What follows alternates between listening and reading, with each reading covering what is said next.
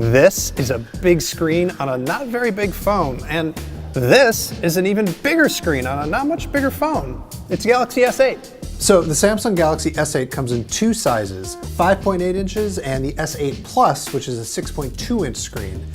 What's new here is that they're super tall because they got rid of the bezels on the top and the bottom of the phone.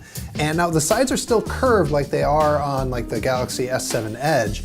That's just the default way that these phones come now. Samsung's now calling it an infinity display, and I don't know, the curve is fine. I'm not picking up a lot of extra little taps. It looks really sharp, and it's got, you know, HDR color if you care about that sort of thing. What's interesting is they both have the same resolution, which is 2960 by 1440. But you know, Samsung makes great screens and these look great.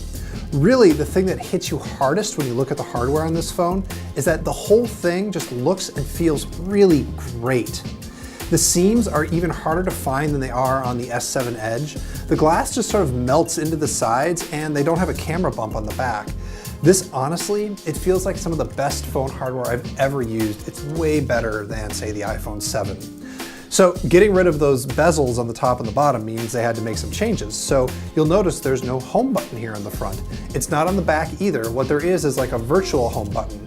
Samsung has added some haptic feedback. It's kind of like Force Touch on the iPhone, but it's only right here at the very bottom. And so even if you don't see a software home button, you can still press hard on that area of the screen, and that is going to take you home. If you want to unlock the phone, you actually have 3 different ways you can do it now. Well, 4. You can do your password or your pattern as usual, but there's a fingerprint sensor on the back. It is located right next to the camera, which is a little bit hard to reach and not great if you're left-handed. And it also means you're probably going to end up putting your finger on the camera sometimes, which could cause some smudges, so make sure you wipe it off before you take a picture.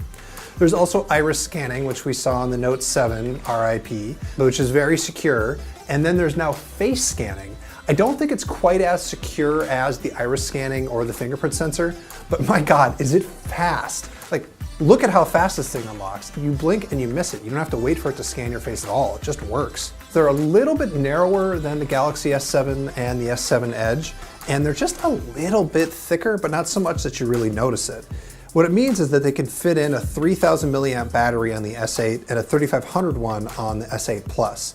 That's not exactly pushing the limit in terms of battery capacity, but I have to imagine that Samsung isn't really interested in pushing the limit in battery capacity right now after what happened with the Note 7. They also do all the stuff that you normally expect from a Samsung phone. It's got IP68 waterproofing, there's 4 gigs of RAM, there's 64 gigs of onboard storage, and yes, there's expandable storage here, and yes, there is a standard 3.5mm headphone jack.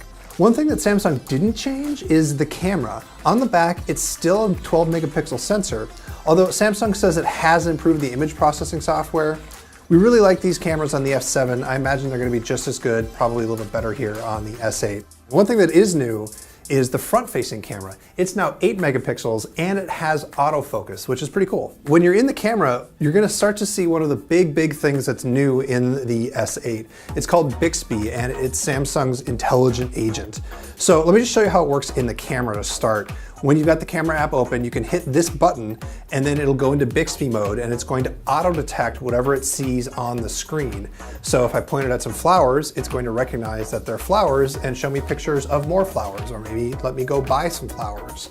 Or here I am pointing it at a watch, and although it wasn't able to figure out exactly what model of watch it was, it actually figured out it was a watch and showed me a bunch of pictures of other watches, or let me go to Amazon to buy a watch that looks like it, which is really impressive. But beyond AR stuff in the camera, what Bixby's really for is to sort of make it easier to use Samsung's own software. Their goal is to have anything that you would do by touching the phone, you can do by speaking to the phone. And so with any compatible app, it's of course starting on Samsung's apps. And the way that you trigger it is by holding down a side button, which is actually a really bold move. They've got a whole extra button here. And if Bixby turns out to not be that great, they've basically wasted part of the hardware of the phone on this thing. So we're gonna have to see, but unfortunately we weren't able to try Bixby yet. It is still, coming out when the phone comes out. They didn't have it here at the demo station. So pre-orders for the S8 and the S8 Plus begin on March 30th, and it goes on sale on April 21st. In the US, it's going to be available in 3 colors, black, gray, and silver. And I can't tell you the pricing yet because that's always up to the carrier. So you're just going to have to go see what Verizon or AT&T or T-Mobile or Sprint are going to charge you. For much, much, much more on everything Samsung announced today, you should check us out. We are The Verge.